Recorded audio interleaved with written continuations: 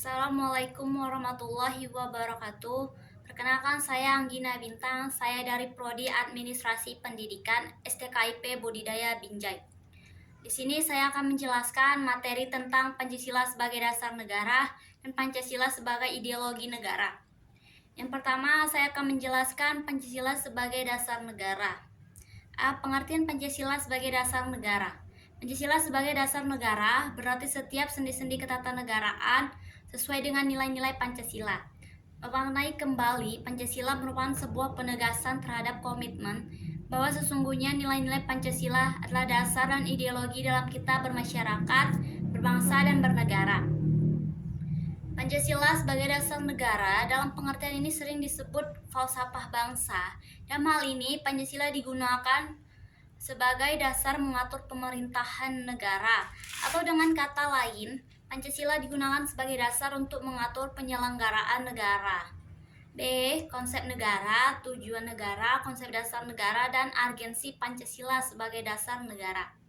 1. Konsep negara. Menurut Diponolo, negara adalah suatu organisasi kekuasaan yang berdaulat yang dengan tata pemerintahan melaksanakan tata tertib atas atau suatu rakyat atau umat di suatu daerah tertentu. Diponolo menyimpulkan 3 unsur yang menjadi syarat mutlak bagi adanya negara, yaitu A. Unsur tempat atau daerah, wilayah atau teritorial. B. Unsur manusia atau umat, rakyat atau bangsa. C. Unsur organisasi atau tata kerjasama atau tata pemerintahan. 2. Tujuan negara. Secara teoritis, Diponolo menggambarkan intisari 5 teori tujuan negara yang disarikan sebagai berikut. Kesejahteraan dan kebangsaan hidup, kemerdekaan, kekuasaan, dan kebesaran atau keagungan, kepastian hidup, keamanan dan ketertiban, serta keadilan. Jalan yang ditempuh untuk mewujudkan tujuan tersebut kalau disederhanakan dapat digolongkan ke dalam 2 aliran, yaitu A. Aliran liberal individualis, B. Aliran kolektivis atau sosialis. 3. Konsep dasar negara. Dengan demikian, dasar negara merupakan suatu norma dasar dalam penyelenggaraan bernegara yang menjadi sumber dari segala sumber hukum sekaligus sebagai cita hukum atau red side, baik tertulis maupun tidak tertulis dalam suatu negara. 4. Agensi Pancasila sebagai dasar negara. Untuk memahami agensi Pancasila sebagai dasar negara dapat mendekati 2 pendekatan, yaitu institusional atau kelembagaan dan human resource atau personal atau sumber daya manusia. C. Hubungan antara proklamasi dengan pembukaan Undang-Undang Dasar 1945. Pada hakikatnya, proklamasi 17 Agustus 1945 bukanlah merupakan tujuan semata-mata, melainkan suatu sarana, isi, dan arti yang pada pokoknya memuat 2 hal sebagai berikut. Pernyataan kemerdekaan bangsa Indonesia baik pada dirinya sendiri maupun terhadap dunia luar. 2. Tindakan-tindakan yang segera harus diselenggarakan berhubungan dengan pernyataan kemerdekaan itu. D. Hubungan antara Pancasila dengan pembukaan Undang-Undang Dasar Negara Republik Indonesia tahun 1945. Hubungan Pancasila dengan pembukaan Undang-Undang Dasar Negara Republik Indonesia tahun 1945 dapat dipahami sebagai hubungan yang bersifat formal dan material. Dalam hubungan yang bersifat formal antara Pancasila dengan pembukaan Undang-Undang Dasar Negara Republik Indonesia tahun 1945 dapat ditegaskan bahwa rumusan Pancasila sebagai dasar negara Republik Indonesia adalah sebagaimana tercantum dalam pembukaan Undang-Undang Dasar Negara Republik Indonesia tahun 1945 di alinea keempat. Penjabaran Pancasila dalam pasal-pasal Undang-Undang Dasar 1945. Untuk mengimplementasikan nilai-nilai dasar Pancasila dalam kehidupan praksis bernegara, diperlukan nilai-nilai instrumental yang berfungsi sebagai alat untuk mewujudkan nilai-nilai dasar. F. Implementasi Pancasila dalam pembuatan kebijakan negara khususnya dalam bidang politik, ekonomi, sosial budaya, dan hankam. 1. Bidang politik. Konsep dasar implementasi nilai-nilai Pancasila dalam bidang politik dapat dikemukakan sebagai berikut. A. Sektor suprastruktur politik. B. Sektor masyarakat. 2. Bidang ekonomi. 5 prinsip pembangunan ekonomi yang mengacu kepada nilai Pancasila yaitu 1. Ketuhanan yang Maha Esa. 2. Kemanusiaan yang adil dan beradab. 3. Persatuan Indonesia. 4. Kerakyatan yang dipimpin oleh hikmat kebijaksanaan dalam permusyawaratan perwakilan. 5. Keadilan sosial bagi seluruh rakyat Indonesia. 3. Bidang sosial budaya. Sejatinya, masyarakat Indonesia memiliki karakter hidup bergotong royong sebagaimana disampaikan oleh Bung Karno dalam pidatonya 1 Juni 1945. Namun, akhir-akhir ini semangat gotong royongan di kalangan masyarakat menunjukkan gejala yang semakin luntur. Rasa persatuan dan kesatuan bangsa tergerus oleh tantangan arus globalisasi yang bermuatan nilai individualis dan materialistik. 4. Bidang hankam. Istilah bela negara, pertahanan, dan keamanan negara kerap kali kita dengar.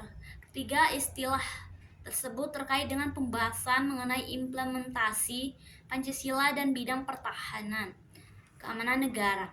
Berbicara tentang hal tersebut tentu harus terkait dengan ketentuan dalam pasal 27 ayat 3 dan pasal 30 ayat 1, 2, 3, 4 dan ayat 5 Undang-Undang Dasar 1945. Kedua, saya akan membahas Pancasila sebagai ideologi negara. A. Pengertian dan pentingnya Pancasila sebagai ideologi. Secara harfiah, ideologi berarti ilmu tentang pengertian dasar, ide. Dalam pengertian sehari-hari, idea disamakan dengan cita-cita. Cita-cita yang dimaksud adalah cita-cita yang harus dicapai. Sehingga cita-cita itu sekaligus merupakan dasar, pandangan, atau paham. Hubungan manusia dengan cita-cita yang disebut ideologi. 1. Karakteristik dan makna ideologi bagi negara. Dalam memahami ideologi dan ideologi politik tidaklah cukup hanya dari sosok pengertiannya atau hanya berangkat dari definisi-definisi yang telah dikemukakan oleh para ahlinya. Oleh karena itu, meskipun secara elementer akan dipaparkan beberapa karakteristik ideologis hingga upaya memahami makna suatu ideologi dapat ditemukan dari karakteristiknya. Beberapa karakteristik suatu ideologi antara lain A. Ideologi seringkali muncul dan berkembang dalam situasi krisis. B. Ideologi merupakan pola pemikiran yang sistematis. C. Ideologi mempunyai ruang lingkup yang luas namun beragam. D. Ideologi mencangkup beberapa sastra pemikiran dan panutan. B. Fungsi ideologi. Fungsi ideologi adalah untuk menetralkan status quo dan untuk menampilkan kondisi-kondisi yang sosial yang berlaku saat itu sebagai ciri yang tak dapat hilang dari sifat manusia. Ideologi juga memiliki fungsi yang khusus sifatnya seperti 1. Ideologi berfungsi melengkapi struktur kognitif manusia. 2. Ideologi berfungsi sebagai panduan. 3. Ideologi berfungsi sebagai lensa melalui mana seseorang dapat melihat dunianya sebagai cermin, melalui mana seseorang dapat melihat dirinya, dan sebagai jendela melalui mana orang lain bisa melihat diri kita. 4. Ideologi berfungsi sebagai kekuatan pengendali konflik sekaligus fungsi integratif. Dan demikian fungsi-fungsi ideologi dapat dirumuskan sebagai berikut. 1. Etika bagi pelaksanaan kekuasaan atau kewenangan negara. 2. Dasar bagi persatuan dan kesatuan bangsa. 3. Asas yang harus ditaati dan dipatuhi dalam pelaksanaan pemerintahan serta hubungan-hubungan antar yang memerintahkan dengan yang diperintah. 4. Penegasan bagi fungsi negara yang diemban oleh pemerintah. 5. Pedoman bagi pilihan kebijakan dan kegiatan politik. C. Macam-macam ideologi. Ada beberapa macam ideologi yang berkembang di dunia saat ini. Antaranya ideologi fasisme, liberalisme, sosialisme, komunisme, ideologi Islam, termasuk ideologi negara kita, yaitu ideologi Pancasila. Berikut pengertian dan ajaran dari ideologi selain ideologi Pancasila. 1. Ideologi fasisme. A. Tidak mempercayai pikiran atau the distrust of reason. B. Menyanggah persamaan dasar manusia atau the denial of basic human equality. C. Etika tingkah laku didasarkan atas kebohongan dan kekerasan atau code of behavior and lies and violence. D. Pemerintahan dilakukan oleh golongan elit atau government by elite. E. Totalitarianisme atau totalitarianisme. F. Rasialisme dan imperialisme. G. Oposisi terhadap hukum dan ketertiban internasional atau opposition the international law and order. 2. Ideologi komunis menurut Sosronegoro. Digunakan beberapa prinsip pelaksanaan yang merupakan ciri-ciri pokok, yaitu A. Sistem totaliter, B. Sistem pemerintahan kediktatoran satu partai, C. Sistem ekonomi negara, D. Sistem sentralisme, D. Demokratis. 3. Ideologi liberal. Pokok-pokok ideologi liberal menurut Soekarno adalah A. Percaya terhadap Tuhan sebagai pencipta, B. Percaya terhadap persamaan dasar sesama manusia, C. Memperlakukan pemikiran orang lain secara sama, D. Pemerintahan dilakukan dengan persetujuan yang diperintah, E. Pemerintahan berlandaskan hukum, F. Mementingkan individu, G. Negara adalah alat, H. Menolak dogmatisme. 4. Ideologi Islam. Pokok-pokok ideologi Islam dalam Islam menurut Soekarno adalah A.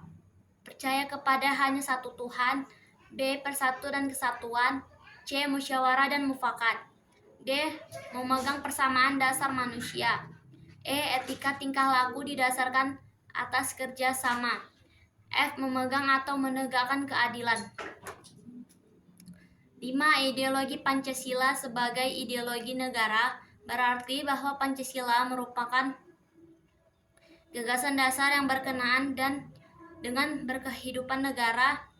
Masyarakat yang diciptakan dalam ideologi Pancasila yang masyarakat yang dijiwai dan mencerminkan nilai-nilai dasar yang terkandung dalam Pancasila, yaitu masyarakat yang beriman dan bertakwa kepada Tuhan, serta bertoleransi, menjunjung tinggi nilai-nilai kemanusiaan, masyarakat bersatu dalam suasana perbedaan, berkedaulatan rakyat dan dengan mengutamakan musyawarah, serta masyarakat yang berkeadilan sosial. D. Perbandingan ideologi Pancasila dengan paham ideologi besar lainnya di dunia. E. Pentingnya ideologi Pancasila di tengah ideologi-ideologi lainnya. Undang-Undang Dasar Negara Republik Indonesia tahun 1945 mengamanatkan bahwa setiap warga negara berhak dan wajib ikut serta dalam usaha pembelaan negara, termasuk dalam hal mempertahankan ideologi Pancasila. Upaya-upaya itu dapat dilakukan antara lain sebagai berikut. Menumbuhkan kesadaran untuk melaksanakan nilai-nilai luhur Pancasila. Melaksanakan ideologi Pancasila secara konsisten.